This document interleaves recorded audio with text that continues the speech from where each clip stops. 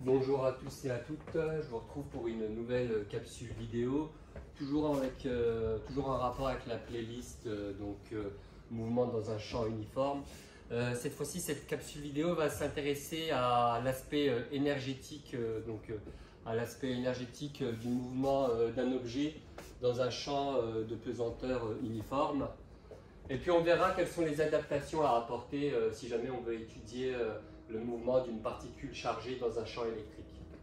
Alors, pour illustrer les notions en rapport avec l'énergie lorsqu'il y a le mouvement d'un objet dans un champ de pesanteur uniforme, il a été fait le choix de s'intéresser à un exercice qu'on avait déjà traité dans une précédente capsule vidéo à travers les équations horaires. Mais cette fois-ci, on va s'intéresser à quelques questions en rapport avec l'énergie. Donc la situation, c'est une balle qui est lancée avec une certaine vitesse initiale, valant 36,2 mètres par seconde. On donne aussi la hauteur du lancer. La balle a été lancée d'une hauteur petit h égale 2,43 mètres. Et puis la balle vient heurter un mur à une certaine hauteur qui vaut grand H égale 4,85 mètres. On rappelle ici quelques informations: la masse de la balle, 126 grammes, et la valeur de l'intensité du champ de pesanteur uniforme, 9,81 mètres par seconde au carré. On nous apporte aussi, il y a aussi des courbes en rapport avec les énergies, donc ça ce sera plutôt l'objet de la question numéro 3. Dans une première question, il est demandé à partir de la connaissance des informations du sujet et en utilisant le théorème de l'énergie cinétique, de calculer la vitesse d'impact VF, vitesse d'impact de la balle contre le mur. Alors il suffit juste d'exprimer et de dire ce que dit le théorème de l'énergie cinétique. Le théorème de l'énergie cinétique est très clair, il signifie la chose suivante. Le théorème de l'énergie cinétique indique que la somme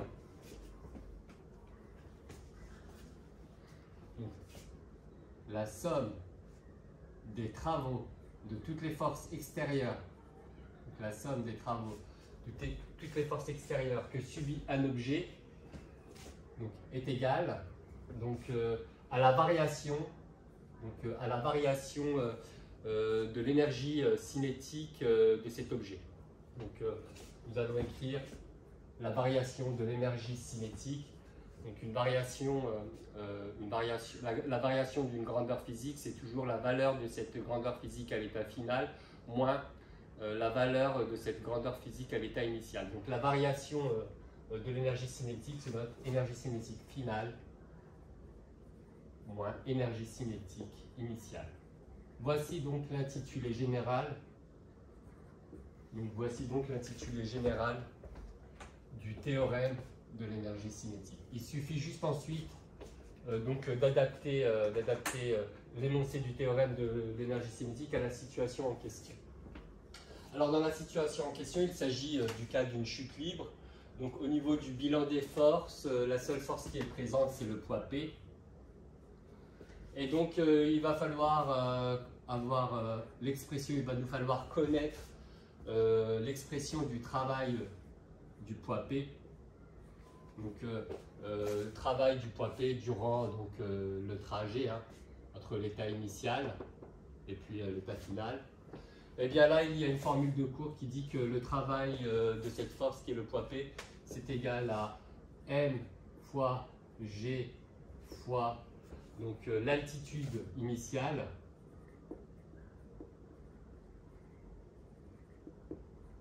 nous verrons quelle est l'altitude initiale moins m, alors plus plutôt, alors je vais réécrire ça autrement, excusez-moi, je vais effacer ça, je vais écrire une expression, je vais réécrire l'expression, le travail du poids P dans le cours il est indiqué, et vous pouvez retenir cette formule générale, c'est m fois g multiplié par, je vais préférer le présenter de cette manière-là, donc m fois g multiplié par l'altitude initiale, donc il faudra savoir quelle est l'altitude initiale de l'objet auquel on s'intéresse, moins l'altitude finale. Donc voici l'expression à retenir concernant le travail du poids P, formule applicable à tous les exercices. Alors au niveau de cet exercice-là, qu'est-ce que ça donne? Quelle est l'expression du travail du poids P en fonction des paramètres et des symboles utilisés dans le sujet? Donc, M fois G fois l'altitude initiale. Donc initialement, l'objet est situé à une altitude. Hein. Voici donc l'axe OY. L'axe OY joue le rôle d'axe d'altitude. Donc l'altitude de la balle à la date t égale à 0 secondes à l'instant initial, c'est petit h, moins, et donc la situation finale à laquelle on s'intéresse, c'est lorsque la balle vient heurter le mur. Donc c'est défini comme état final hein, par rapport à la démarche qu'on est en train d'adopter.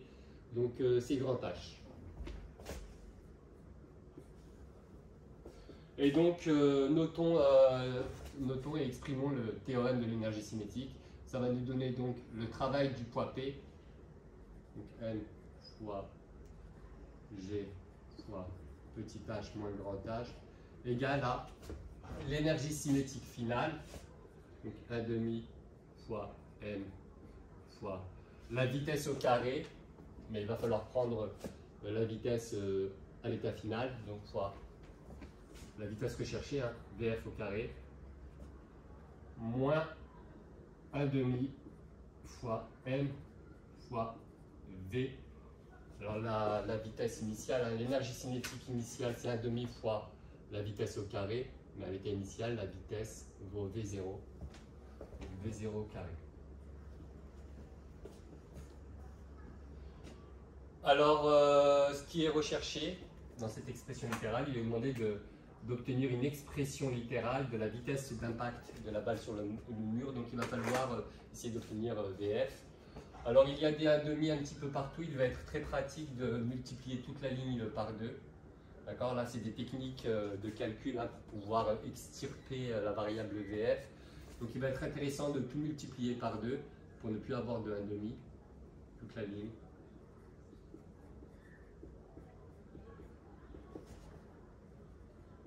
M fois VF au carré moins M fois V0 au carré. Il n'y a plus les 1,5. Il est possible aussi de simplifier par la masse petit m. Hein. Bon, on l'avait déjà vu au niveau des équations horaires. Hein. Même le vecteur accélération hein, ne dépendait pas de la masse petit m. Hein. C'est le cas général de la chute libre. Hein. Pensez à l'expérience de Galilée hein, qui est très célèbre. Hein. Ensuite, quelle technique pouvons-nous employer pour avoir VF au carré? Il suffit de passer moins V0 au carré de l'autre côté. Donc ça nous fera VF au carré est égal. Donc V0 au carré plus 2 fois G fois petit h moins grand h. Et nous terminons enfin par la racine carrée. Donc nous avons l'expression de VF au carré. Pour avoir l'expression de VF, il faut prendre la racine carrée de toute cette expression-là. V0 au carré plus 2 fois G fois petit h moins grand h. Donc on peut encadrer cette réponse. Et en remplaçant, donc je vous invite à le faire, hein, en remplaçant chacun des paramètres par les données du sujet. Donc sujet que vous avez en pièce jointe, hein, sujet que vous avez en pièce jointe au niveau du premier commentaire, vous trouverez une vitesse finale qui s'exprime en mètres par seconde qui vaut 35,5 mètres par seconde.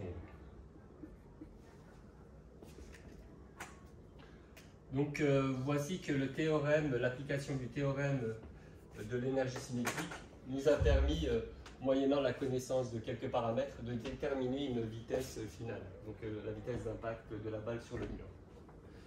Alors essayons de retrouver le même résultat. En appliquant un autre théorème, hein, un autre théorème de la physique, plus particulièrement de la mécanique. Cet autre théorème, c'est le théorème de l'énergie mécanique. Alors, la situation en question, alors au niveau de l'application du théorème de l'énergie mécanique, pour pouvoir l'appliquer, pour pouvoir appliquer surtout la conservation, en fait, ce qu'on va appliquer, c'est la conservation de l'énergie mécanique. pour pouvoir appliquer ce fameux théorème de conservation de l'énergie mécanique, il va falloir s'assurer qu'il y a l'absence de forces dissipatives d'énergie telles que le sont les forces de frottement. Alors dans le cas de la chute libre, justement, hein, par définition, une chute libre, c'est lorsqu'un objet est soumis qu'à une seule force, le poids P. Donc on néglige les forces de frottement dans le cas d'une chute libre. Donc c'est vraiment un cas où il est possible d'appliquer la conservation de l'énergie mécanique. Donc au niveau de la conservation de l'énergie mécanique, ça se note de la manière suivante. L'énergie mécanique, qui je le rappelle, hein, par définition, l'énergie mécanique, c'est une définition, c'est égal à l'énergie cinétique. Donc l'énergie mécanique emmagasinée par un objet, c'est égal à l'énergie cinétique que possède cet objet, plus toutes les énergies potentielles, que peut posséder, donc cet objet. Et en classe de terminale, hein, les énergies potentielles, en classe de terminale, les cas de figure étudiés, hein, on étudie soit le mouvement d'un objet dans un champ de pesanteur uniforme, et donc dans ces cas-là, l'énergie potentielle associée, c'est l'énergie potentielle de pesanteur, EPP. Et il y a aussi un autre type de mouvement qui peut être étudié dans un champ uniforme en classe de terminale, c'est le mouvement d'une particule chargée dans un champ électrique. Et donc dans ce cas-là, l'énergie potentielle associée s'appelle l'énergie potentielle électrique. Donc selon la situation physique à étudier, parfois ce sera l'énergie potentielle de pesanteur qui sera à prendre en compte, ou bien l'énergie potentielle électrique, parfois les deux, même si c'est assez rare en terminale, mais il se peut que ce soit les deux énergies potentielles qui soient prises en compte simultanément. Dans le cas où on ne négligerait pas, par exemple, le poids P lorsqu'il y a le mouvement d'une particule chargée dans un champ électrique. Mais on l'a vu dans une précédente capsule vidéo, très souvent le poids P est négligé lorsqu'une particule chargée se déplace dans un champ électrique. Alors, que dit le théorème de l'énergie mécanique en l'absence de force de frottement, ce qui est le cas de figure ici? Eh bien, le théorème de l'énergie mécanique en l'absence de force de frottement indique que l'énergie mécanique est une constante, ne varie pas dans le temps. Alors, qu'est-ce que ça signifie que l'énergie mécanique est une constante? Qu'avons-nous le droit de dire? Ça signifie que l'énergie mécanique initiale que possède l'objet, ici c'est la balle, va être égale à l'énergie mécanique finale. Et donc, nous pouvons écrire, alors dans le cas étudié ici, la seule force qu'on prend en compte, c'est le poids P. Donc la seule énergie potentielle à laquelle on va s'intéresser, c'est l'énergie potentielle de pesanteur.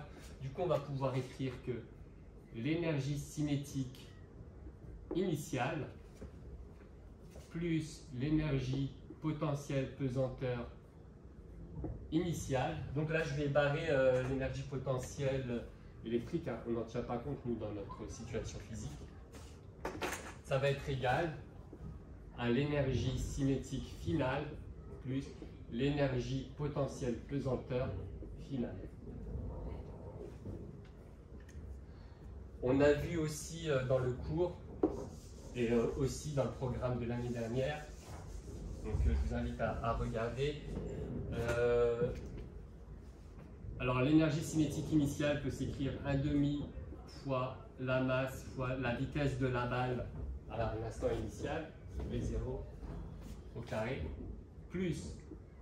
Alors l'énergie potentielle de pesanteur, alors je vais le noter ici, l'expression de l'énergie potentielle de pesanteur, la formule générale à connaître, qui vient de la classe de première. Donc une énergie potentielle de pesanteur, l'énergie potentielle de pesanteur se calcule à l'aide de l'expression suivante, m fois g fois l'altitude.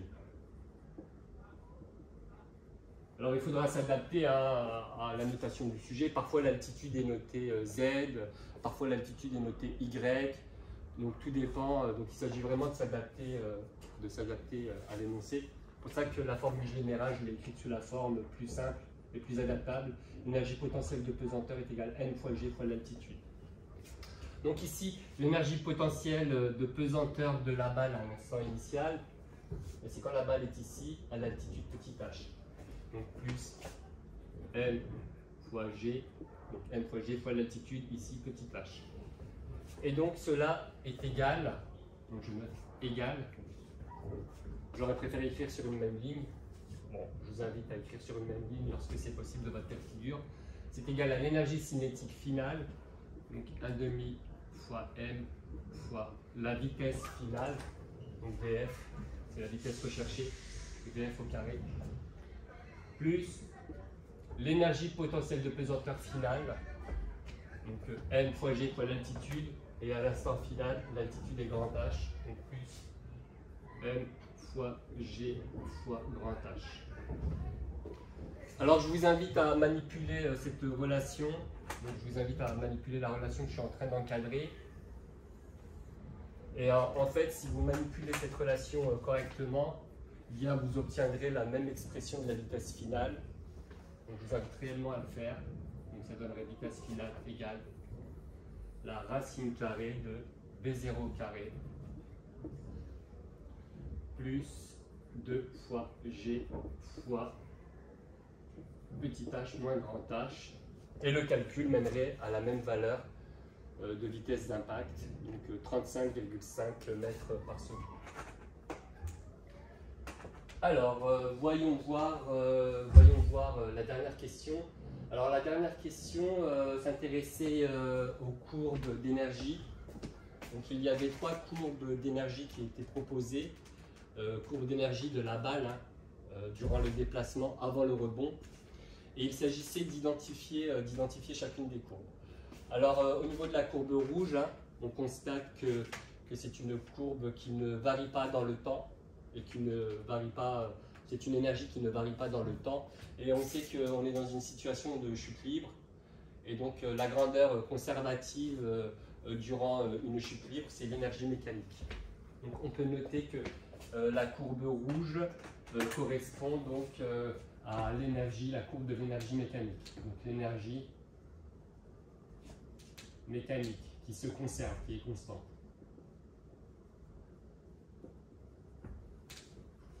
Car car l'énergie mécanique est constante, car il y a l'absence de force dissipative telle que les forces de frottement. C'est une chute libre. Alors pour la courbe verte, s'agit-il de l'énergie cinétique? Représente-t-elle l'évolution de l'énergie cinétique de la balle ou bien l'évolution de l'énergie potentielle de pesanteur? Alors, remarque, l'expression de l'énergie potentielle de pesanteur, c'est m fois g fois l'altitude. Donc si l'altitude augmente, l'énergie potentielle de pesanteur augmente. Si l'altitude diminue, l'énergie potentielle de pesanteur diminue. Autrement dit, l'énergie potentielle de pesanteur d'un objet varie dans le même sens que l'altitude. Or là, la balle, durant ce mouvement, augmente en altitude et ensuite diminue en altitude. Donc la courbe qui suit cette tendance-là, c'est la courbe verte. Donc la courbe verte représente en fait l'énergie potentielle de pesanteur, EPP, pas EPE, hein, attention. EPE, c'est énergie potentielle électrique.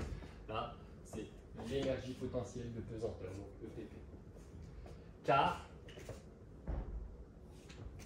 l'énergie potentielle de pesanteur varie comme l'altitude,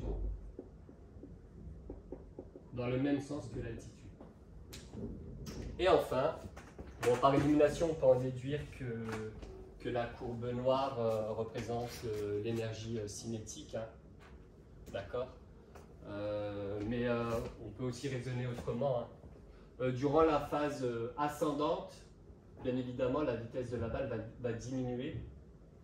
Et étant donné que l'énergie cinétique se calcule à l'aide de la formule 1,5 fois la vitesse au carré, ça signifie que l'énergie cinétique évolue dans le même sens, même au carré hein, d'ailleurs, hein. Évolue en tout cas dans le même sens que la vitesse. Donc étant donné que la balle monte, bien sa vitesse va diminuer, l'énergie cinétique diminue. Ensuite la balle redescend, donc l'énergie cinétique va réaugmenter. Donc la courbe noire, c'est la courbe noire, j'avais noté ici courbe rouge, je rectifie. Donc la courbe noire donc, représente l'énergie cinétique en phase ascendante. Donc lorsque l'objet monte, l'énergie cinétique diminue. Et lors de la phase descendante, l'énergie cinétique augmente, car, entre parenthèses, je vais le noter, durant la phase ascendante, la vitesse diminue, et durant la phase descendante, la vitesse de la balle augmente. Alors, je termine ainsi donc, cette capsule vidéo qui s'est intéressée donc, à l'aspect énergétique du mouvement d'un objet dans un champ de pesanteur uniforme. Alors, les méthodes présentées dans cette capsule vidéo sont aussi applicables dans le cas du mouvement d'une particule chargée dans un champ électrique. Il s'agira uniquement d'adapter les formules. Il s'agira uniquement d'adapter les formules. Alors, je les note ici dans un petit coin. D'accord ? Je les note ici dans un petit coin. Si jamais il y a à étudier le mouvement d'une particule chargée dans un champ électrique uniforme, si on souhaite utiliser le théorème de l'énergie cinétique, il faudra donc avoir l'expression du travail de la force électrique durant un trajet de A vers B. Et là, il y a une formule de cours qui dit que c'est la valeur de la charge électrique multipliée par la différence de potentiel électrique UAB, sachant que UAB est égal au potentiel de A moins le potentiel de B. Et enfin, si on souhaite utiliser le théorème de l'énergie mécanique dans le cas du mouvement d'une particule chargée dans un champ électrique, il nous faudra avoir l'expression de l'énergie potentielle donc électrique, que je vous écris ici, qui figure dans le cours, l'énergie potentielle électrique d'une particule chargée qui se trouve en un point A, c'est égal à la valeur de la charge électrique Q multipliée par le potentiel électrique de la particule chargée qui se trouve en A. Donc voici les formules que je peux encadrer en rouge, qu'il faudra utiliser dans le cas du mouvement d'une particule chargée dans un champ électrique uniforme. Je vous remercie de m'avoir suivi durant cette capsule vidéo. Je vous retrouve donc dans d'autres capsules vidéo. Merci bien, au revoir.